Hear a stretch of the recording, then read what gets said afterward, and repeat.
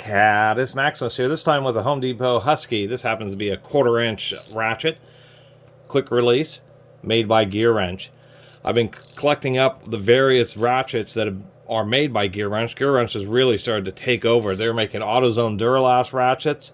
They're making True Value Master Mechanic ratchets. They're making the Husky ratchets, which a long time ago used to be made by New Britain. And I'm probably forgetting some others. I've done some reviews of the older Husky ratchets, the New Britain ones, the kind of intermediate period ones, which weren't that great.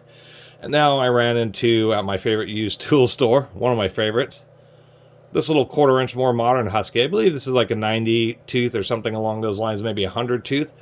With GearWrench, they make a wide variety. They make 72 tooth, 84 tooth, 90 tooth, 100 tooth, 120, 144 tooth, all these different tooth counts.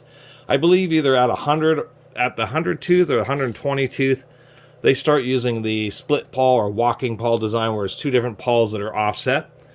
Anyway, it's a traditional GearWrench. You know it by this deep inset here, really thin bottom plate, little snap ring that holds it in. Quick release is pretty stiff spring, actually holds on pretty well. We'll give them that.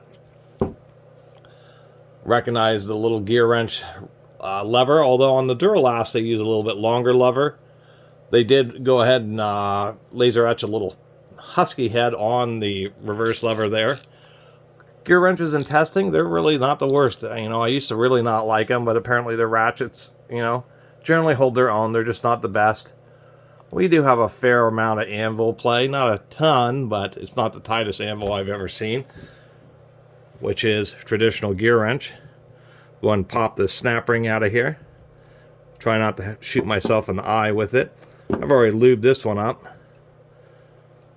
If we can't get that bottom plate. Now this one, this is why I believe it is a 90 tooth, because it does not have two pawls. It just has one single pawl, which I believe changes at the 100 tooth count. With the GearWrenches, we do have a little inset O-ring under the anvil there, so a little bit of sealing. And of course, my usual criticism with the GearWrenches is this really thin bottom plate.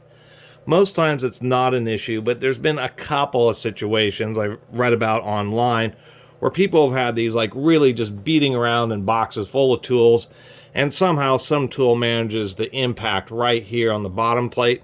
And when that happens, when this little thin plate, which can get dented easily if, you know, a pair of pliers or something gets right in there and gets banged, ends up impacting the pawl and makes it so it doesn't want to ratchet anymore. Of course, you have to take the plate off and pound out the dent or flip it over. So that's my one real kind of criticism about their design. Other than that, it's a single pawl design. This type style has been really ubiquitous, particularly in high tooth count ratchets, but very slight variations of this exact design is what's using so many ratchets, all the Hybrid Freight Icons and the Milwaukees and even the DeWalt's, etc., etc. It's all similar designs, just a little wedge pawl. There's a little finger spring, pushes on the corner of the pawl, and then when you ratchet, the gear tries to drag the pawl and pinch it between the body and the gear, and that's what provides its traction. When you reverse, it simply just slides this little finger to the other side, moves the pawl over, and now it ratchets the other direction. Pretty low back drag, but I wouldn't say it's the lightest. And what I mean is, like, more the classic round head New Britain design ratchets can have very low back drag, such as this vintage Mac M2R. This is really, really low back drag. It's kind of imperial just holding it. I really need to find a way to measure it. But you can see that this ratchet handle, it does raise up a fair amount before it starts ratcheting. The handle's actually heavier. This ratchet's a little bit longer than this Mac. Yet the Mac, you can barely get it going before it starts ratcheting. Other than that, I always kind of thought the pair heads were a little bit large on the GearWrenches. They're not as bad on this, but like when you get up to the 1/2-inch drive, they just have like a whole bunch of extra material on them. I think that's just to give them more diameter and surface area, because as we can see, the ratchet heads are pretty thin. If we compare the height, we can see that this is including the reverse lever, we can see that this gear wrench is a pretty flat ratchet. And I think that's the kind of their little claim to fame.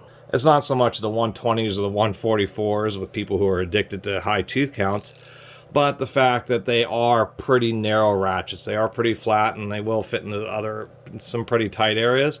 And I will give them credit for the little reverse lever, which can be a little bit funky to hit, although you're less likely to accidentally hit it.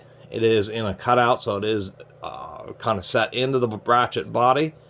And we can see that it rides flat against the ratchet body. So even though it's like a little cast zinc piece for the reverse lever, having it sit flat against the ratchet body means that, if you drop it or something and it lands right flat, that, you're less likely to have the reverse lever get broken.